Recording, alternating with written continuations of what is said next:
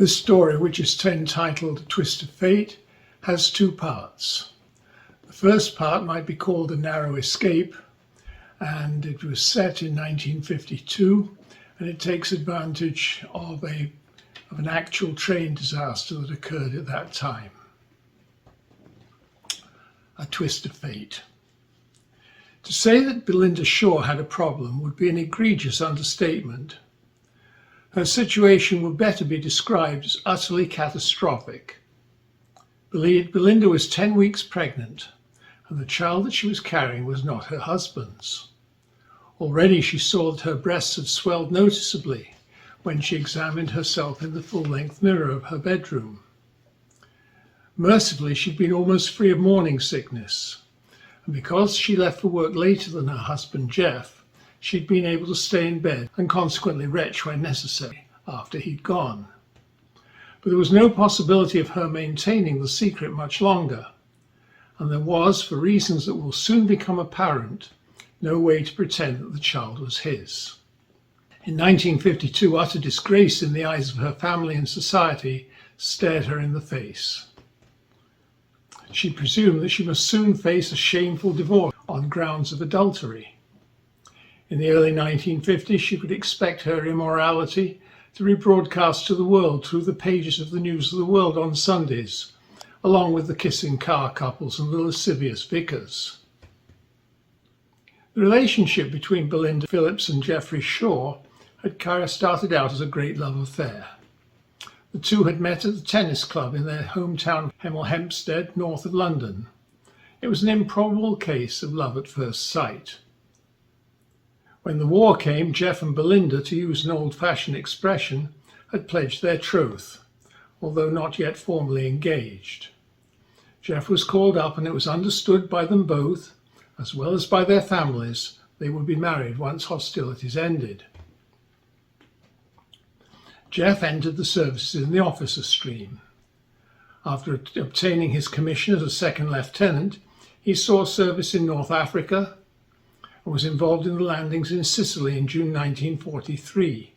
In the struggle to secure Naples in early October 1943, Geoff, now Captain Shaw, suffered serious injury when his vehicle was blown up by a mine.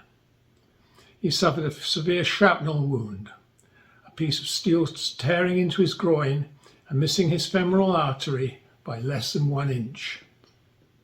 Unfortunately, Geoff also suffered such extensive damage to the groin that neither of his testicles could be saved. He was transferred to a field hospital, and eventually he was invalided out of active service back to England. Belinda had a rather glamorous role after being called for service under the National Service Act.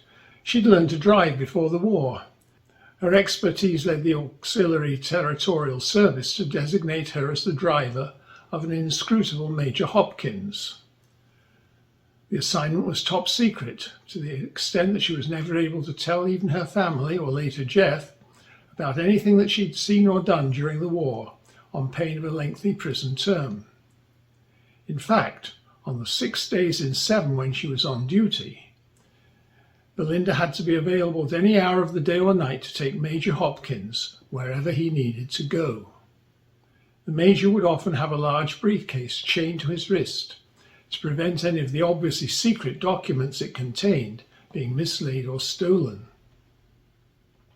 Most often, her journeys with the Major had one of two destinations.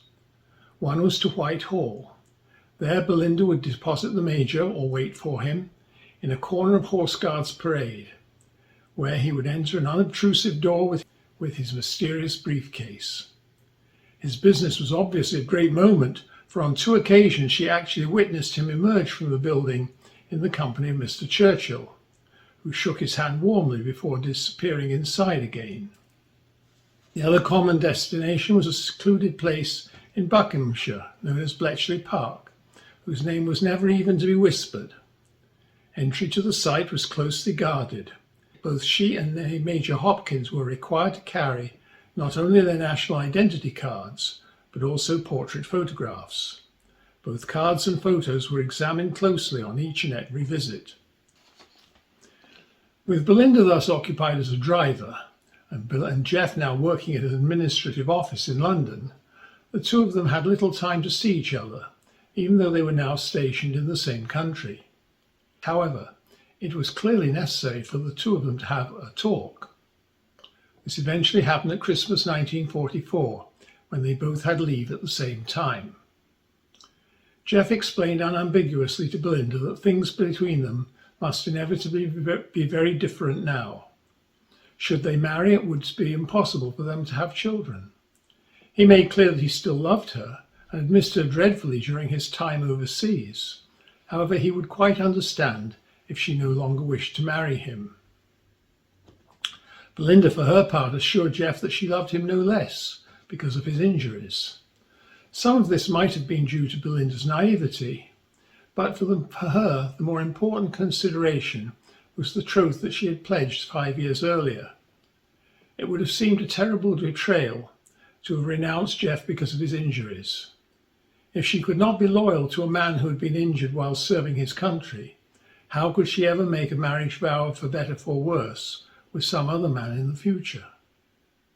So it was that on a Saturday in May 1945, Belinda Mary Phillips and Geoffrey Ernest Shaw were united in holy matrimony at the Roman Catholic Church of St. Mary and St. Joseph in Hemel Hempstead. The celebrations were inevitably muted on account of wartime rationing, and the list of invitees correspondingly much smaller than would otherwise have been the case. The bride and groom were each given a week's leave, which they took at a small guest house in Paynton on the Devon coast. Under the circumstances, their time was not spent in the conjugal bliss of a typical honeymoon, but the two of them were content to be together at last. Days were spent walking hand in hand on the seashore, and at night they found much delight in their mutual closeness. The cessation of hostilities meant that these two young people, as for many others, must now find peacetime employment. Belinda's ability, resourcefulness and discretion had been noted by her superiors, who were able to give her glowing recommendations about the work that she'd done without actually mentioning what it was.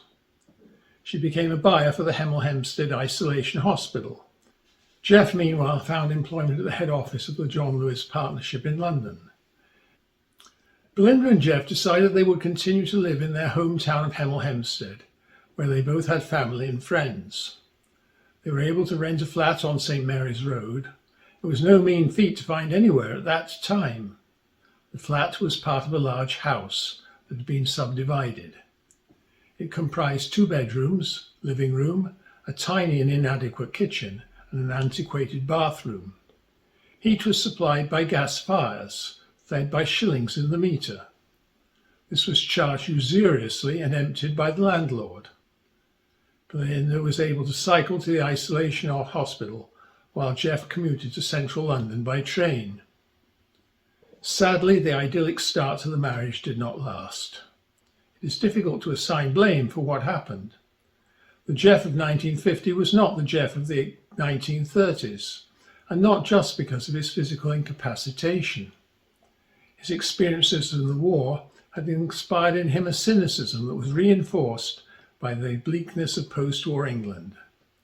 Not only did his physical injuries make him feel he was less than a man, but the arthritis in his injured hips grew steadily more uncomfortable, making him moody and short-tempered. Meanwhile, the naivety with which Belinda had entered into this union had begun to dissipate.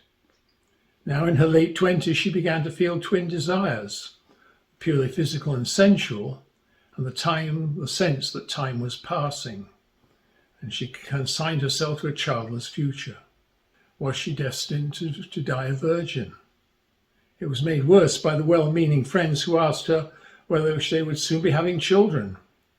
What was she to say? No, that's not possible. Geoff's balls got shut off in the war. No, she had to prevaricate with something like, it just hasn't happened yet. And besides, it was getting increasingly difficult to live with him, his almost constant surliness interspersed with periods of depression. And so we come to the morning of October the 8th, 1952. When people speak of a twist of fate, the events concerned usually involve a situation that changes for the worse. Very often, however, what may be a change for the worse for one proves to be a change for the better for another, and thus it turned out to be. On that fateful morning, Geoff arose at about 6:15 as usual. He washed, shaved, and made tea for both himself and Belinda. She remained in bed lest he should become over queasy. He left the house with a goodbye that was neither more nor less friendly than usual, and walked to the Hemel Hempstead railway station to catch the commuter train that had originated at Tring at 7:31. It was a typical autumn morning with patchy fog. Of the 9-carriage train, the last 2 were of the old-fashioned wooden construction, with separate compartments and no corridor. Geoff selected a seat in one of these. He had plenty of time to get to work, and the forward carriages were always packed with those who would make a mad dash for the exits at Euston. At 8:09, while Geoff's train was picking up passengers at Harrow and Wealdstone station, a shrieking locomotive whistle was heard, and the overnight train from Perth, Scotland, slammed into the rear of the stationary commuter train at 60 miles an hour. The wooden carriages were smashed to matchwood. The tragedy was compounded when only seconds later a Liverpool train collided with the wreckage, this one travelling at about 50 miles an hour. Altogether, 112 people died and 340 were injured, and several days were required to extricate the injured, recover the dead, and clear the wreckage. Belinda, of course, was completely unaware of these tragic happenings when she started for work at 9 o'clock. Later in the day, the BBC News announced the fact of the real disaster. But at that time, few details were known. By evening, when the newscast announced which trains had been involved, Belinda had the inkling of tragedy, but no way of knowing whether Geoff was dead or injured. She could presume, however, that he must have been on the 7:31, for surely he would otherwise have called from London to say it would be difficult for him to get home. So, like hundreds of other families, Belinda had to wait agonizing days until finally on the 11th, she received the news that her husband was indeed one of the victims. Geoff's funeral was one of many held at the area churches, as so many of the dead had been on the local train. Within a few weeks, Belinda's condition became impossible to hide, and so she had to confess that she was indeed pregnant. Her cousin Barbara was the first she told. Serendipitously, Barbara unlocked a major conundrum for Belinda: what she should say about the unborn child. "Oh, that's wonderful," said Barbara. "That's the most wonderful memorial for Geoff. Oh, I'm sorry, I didn't mean it to come out quite like that. What I meant was, it's wonderful that you and Geoff were finally going to have a baby after all this time married. Again, sorry. I think I should just keep my mouth shut." And so it was. The baby was Geoff's after all. All those who might have known the truth were no longer of this world. Besides Geoff himself, these comprised only Geoff's mother, now senile and soon to be in an old people's home. Geoff's father had passed away shortly after the wedding. Belinda's father had died the previous year, and her mother died shortly after Christmas in early 1953. Belinda Shaw became a mother in May of 1953, in honour of the forthcoming coronation of Queen Elizabeth. Like so many other babies, she was named Elizabeth. However, she was universally known as Betsy. Things would have been very tight financially, but for the fact that Philip's house was now vacant. This allowed Belinda and Betsy to move from the flat on St Mary's Road, and with Geoff's service pension and widow's pension, she could now live, even if not in luxury, but who could in those days? Part 2 of this story is what Betsy was told many years later. I was in my 40s when I first learned of the strange and complicated circumstances of my conception and the earliest part of my life. To me, Roger was the only person I'd ever called Dad, and he was always the most wonderful father to me. I knew, of course, that I'd been adopted by him, and that he and Mum had changed my family name from Shaw to Dodds. This had taken place before I started school, that I and my 2 half-sisters, Susie and Debbie, would have the same family name and be recognised as sisters. Susie and Debbie were both born within a couple of years of Mother's marriage to Roger. One day, Mum invited me to go out to lunch with her, just the two of us, to the newly opened Boxmoor Lodge Hotel. By now, Mum was pushing 70 years old, and Dad was a few years older. Over dessert, she said, "You know, I never told you everything about what happened when you were born, about your father." "Well," I replied, wondering what she was thinking. "I always knew that my birth father died before I was born, and that Dad adopted me, if that's what you mean. I've always known that."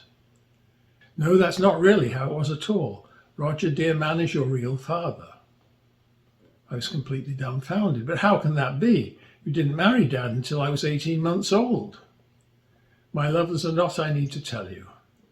Geoffrey Shaw was my first husband, as you know. What I've never told anyone is that we couldn't have children because of a war injury he suffered. I knew about it when we got married. It didn't seem to matter at the time." She paused, remembering the past. "But things went sour. Geoff became moody and depressed. He became an angry man, and gradually our love corroded away. I met Roger, your father, when I worked at the isolation hospital. It closed before you were born. He was the hospital treasurer. Roger was always such a sweet man. He'd been engaged before, but his fiancée threw him over for someone else with better prospects. I always said what a fool she'd been.